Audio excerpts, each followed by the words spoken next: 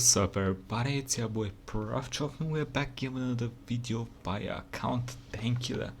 Absolute mad lads, Gary Plauche. It's Gary, bruh. We're gonna be checking out Gary. Gary is a mad lad, so let's check him out. Oh, this does not look good so far. A lot of the people who watch my videos are parents of young children. Sure. And being a parent means that you have the duty to ensure that absolutely no harm comes to your child. And a lot of you would inflict a furious wrath on anyone who dared harm your child.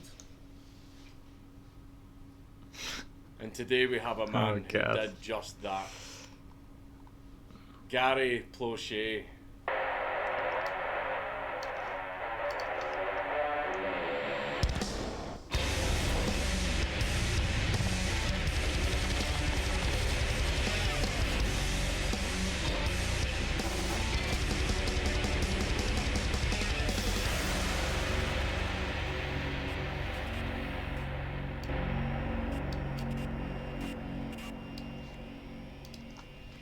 Okay, But Gary. before we get into the mad lad, coming right at you, it is your boy, Raid Shadow Legends. Oh, the no. hottest game on the Play Actually Store serious. with almost a perfect Okay. skin.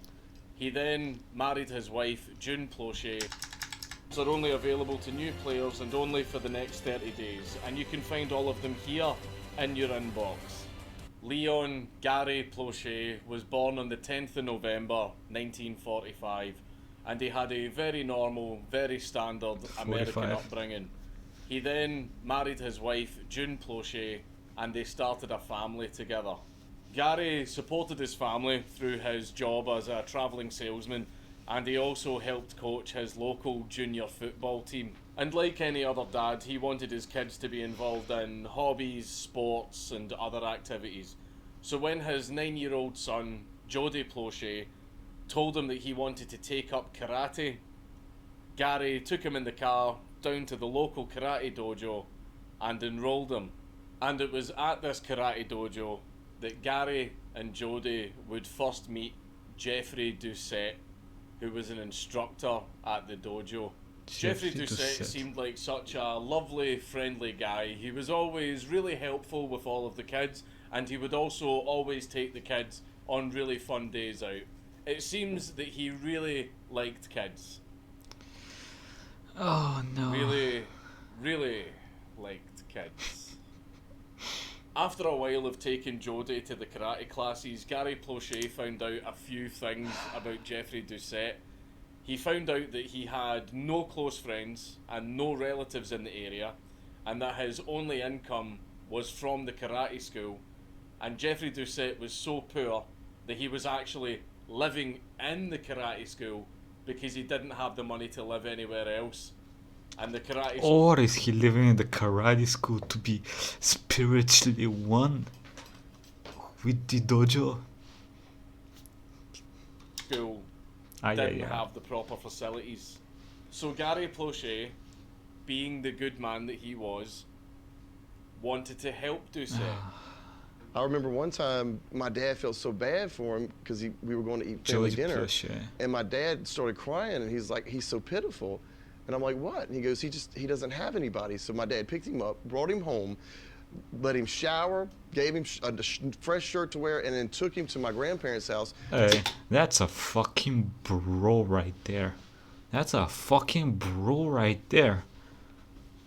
To eat Sunday dinner What a like we did good every guy. Sunday. After having dinner with the Plauches, Doucet became very close with the family. He became a close family friend.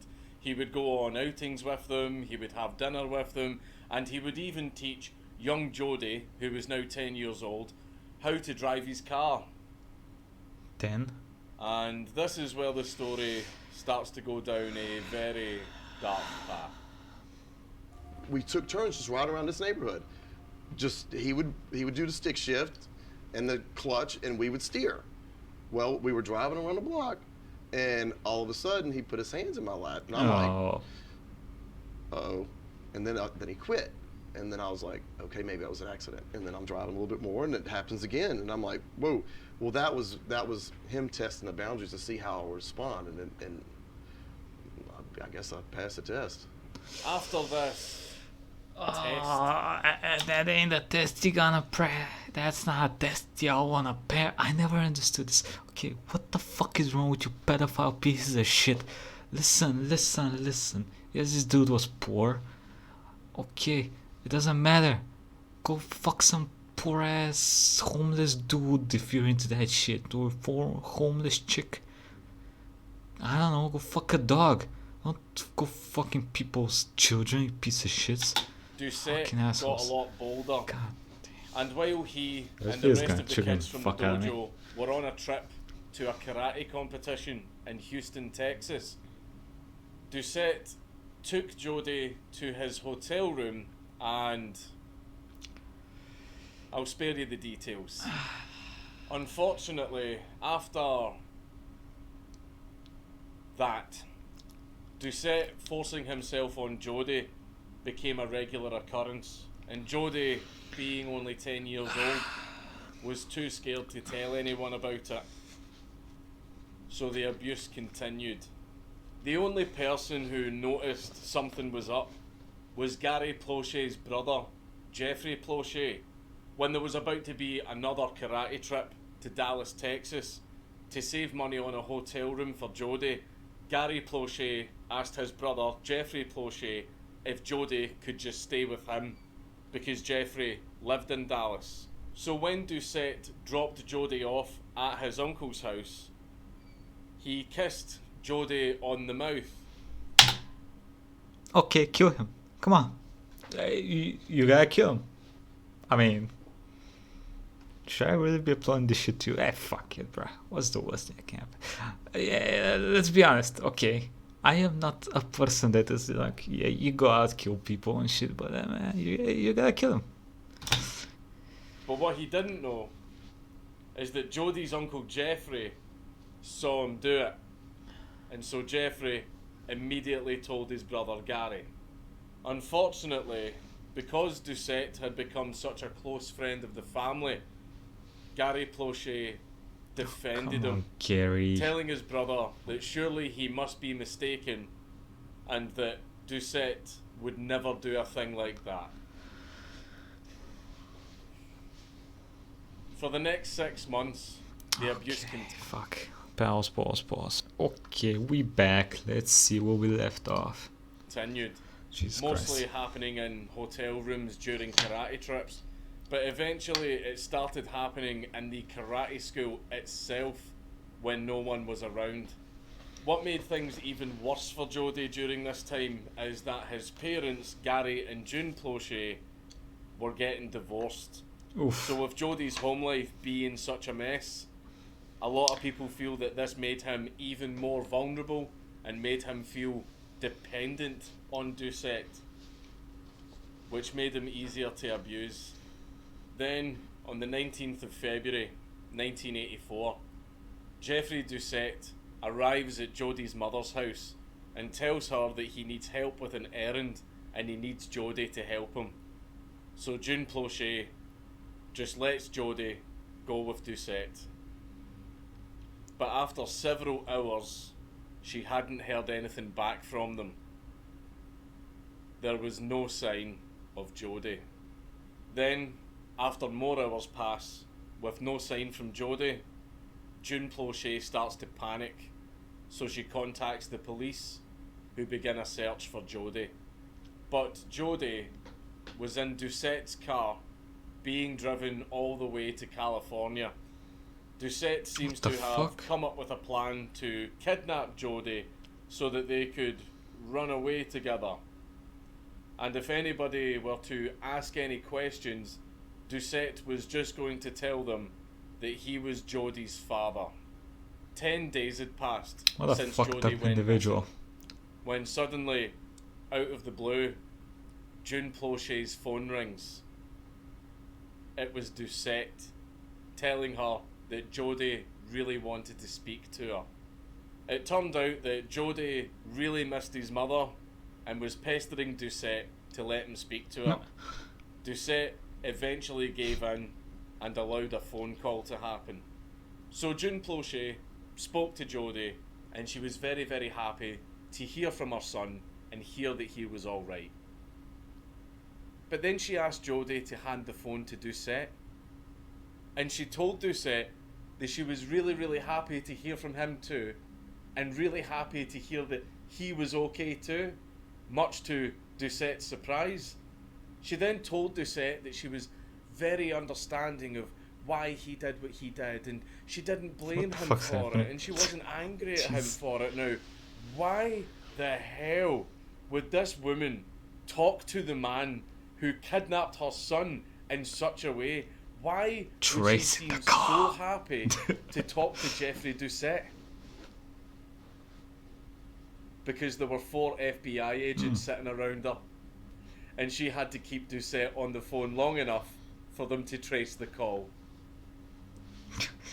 Clever girl. The call was traced to the Samoa Hotel in Anaheim, California, and the FBI alerted the local authorities, who were rushing to the scene. So June stayed on the phone with Doucet, being all nice and friendly, to keep Doucet on the phone as long as possible, to make sure that he stayed exactly where he was. She managed to keep him on the phone for so long that she got to listen to the cops raiding the hotel room. And I hear this banging on the door, and the guy... Okay, what the... How... I'm gonna be honest with you, this is probably really hard. To talk to the person that kidnapped your son for that long and try and be nice, you know? That's probably a really hard thing to do. Break, police. And I heard the phone hit the table, and I could still hear them, get up against the wall, get up, and then boom, it goes dead. Jeffrey Doucet was immediately arrested for aggravated kidnapping and taken into custody, and Jodie was rescued. Jodie was taken to a hospital where he was examined by forensic experts who took samples from him, and the next day he was flown back to Louisiana to be reunited with his parents. And upon being reunited with his parents, they noticed that Jeffrey Doucet had dyed Jodie's hair black in an attempt to disguise him. A lot of media had gathered to capture the moment, with Gary Plauche himself even giving a short interview. As a parent in your position, did you learn anything from this? Just how much I love my children. I might be a little bit more protective or overprotective, I don't know. After he got home, Jodie was taken to the police station to answer questions and hand over any and all information that he could to assist in the police's case against Jeffrey Doucet. But Jodie was very quiet and didn't want to talk about it, which, Understandable. 2 weeks after Jodie came back, the forensic experts presented their results, which proved that Jodie had in fact been abused. The news of this absolutely broke Gary Plauche. He had a complete mental breakdown upon hearing this. He felt like a complete failure as a father. He should have noticed the warning signs, he should have listened to his brother, he should have done something. He felt that he had completely failed his child, and that he had to do something to make things right. On the 16th of March, 1984, Jeffrey Doucet, escorted by 2 detectives, was being flown from California back to Louisiana so that he could stand trial for the kidnap and abuse of Jodie Plauche. And while he was on the plane flying back, Jeffrey Doucet started confessing to the 2 detectives that Jodie was far from the only child he abused. He had confessed to molesting a number of children many times. He couldn't even remember how many times. We were going to build a case against him and was going to send him to the penitentiary for the rest of his life. So Jeffrey Doucet had landed in Louisiana and was being escorted out of the airport by the 2 detectives. And remember what I said earlier, where parents will inflict a furious wrath on anyone who dares harm their child, Gary Plauche was waiting for him.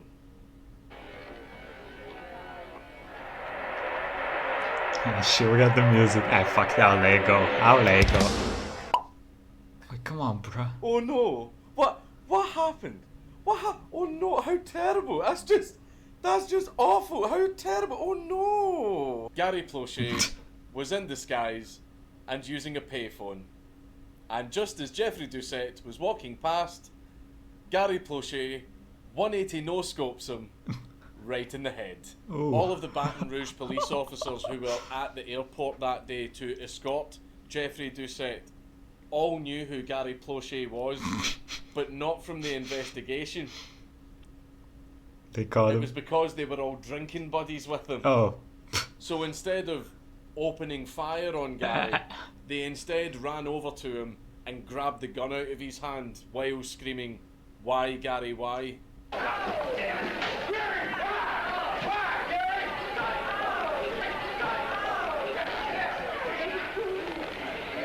Gary Plauche was immediately arrested and charged with second-degree murder. Second? What is Jeffrey that? Doucet was taken to hospital, but died the next day.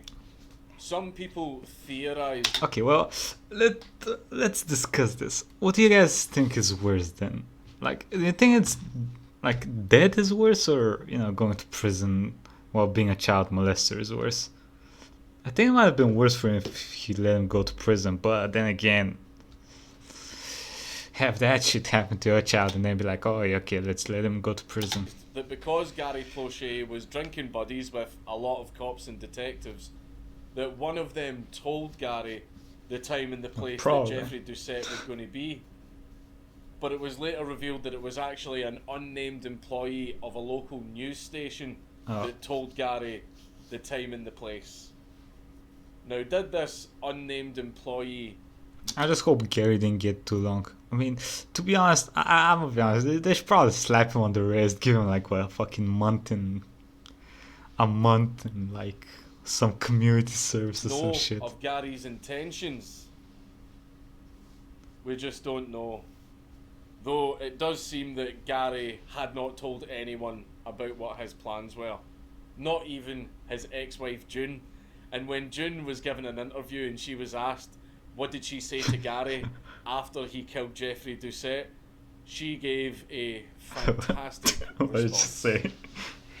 That was probably when I said to him, the least you could have done was let me drive you. The least you could have done was let me drive you. Wait, what? Done. I said to him, the least you could have done was let me drive you. The least you could have done was let me drive you. Shouldn't have divorced her, Gary. Yeah. She's a good one. Despite the fact that Gary Plauche had in fact murdered Jeffrey Doucet, all of the public were supporting Gary. Of course they Phone were. calls are pouring in from all What the over the fuck? country, offering both money and moral support. Plauche's actions stirred powerful emotions in people who could picture themselves in his place. He's a So Gary hero. Plauche's trial started, and his defence team argued that upon hearing of his son's prolonged abuse, Gary Plauche had a psychotic episode, which was made even worse by coming to the realisation that Jeffrey Doucet, a man he tried to help, had been manipulating him and his family for years just so he could abuse Jodie. Gary Plauche took a plea deal where the second-degree murder charge was dropped, and Gary pleaded no contest to the reduced charge of manslaughter. Allegedly, during the trial... So manslaughter is a lower charge than second-degree murder.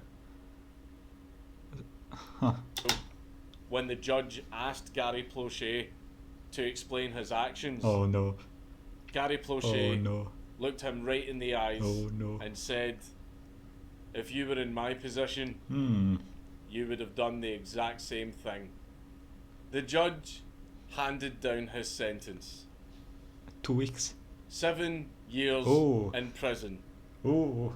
Suspended. What does that mean? 5 years probation and 300 hours of community service. Wait, I'm confused. What? Gary Plauche didn't spend a day in prison, Hey, and he just walked fucking nice, straight man. out of the courthouse. Hey, that's very good. That is very They were not fucking going to good convict news. Gary of shooting the guy who molested his son. That wasn't going to happen. Not in Baton Rouge. And Gary Plauche Nice. just continued with his life. I mean, community service. The dude was already doing some nice shit. He obviously he's a fucking nice guy. Okay, so community service for like everyday shit for him.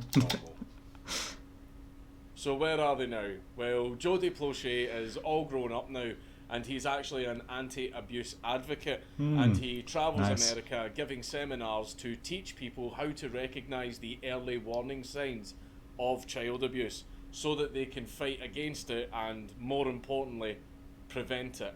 As for Gary Plauche, in 2011 he suffered a stroke, Ah, and then he died in 2014 Rest in peace, Gary. in a nursing home after suffering a second stroke. But before he died, despite it being very difficult for him to speak due to the first stroke, Gary Plauche gave one final interview. Do you regret killing Jeff Doucet? No. No. what kind of question is that? What kind of question? Do you regret killing the person that molested your son? Do you regret killing Jeff Doucet? No. No. Would you do it again? Oh, yeah. Oh, yes.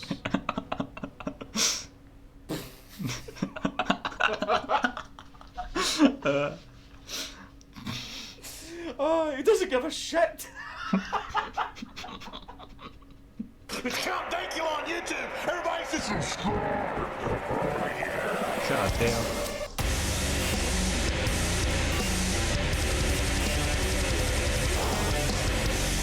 Okay, well that was absolute mad lads Gary Plauche. Fuck me. That was kind of sad. Then it was kind of okay because he killed him, and then it was kind of then it was nice again because you know they didn't give him prison time, which is pretty fucking good of them. Anyway, let me know what y'all think. Let me know what y'all think. Yeah, let's leave it at that. Like, comment, subscribe, and I'll see you next time. Everybody have a nice fucking day.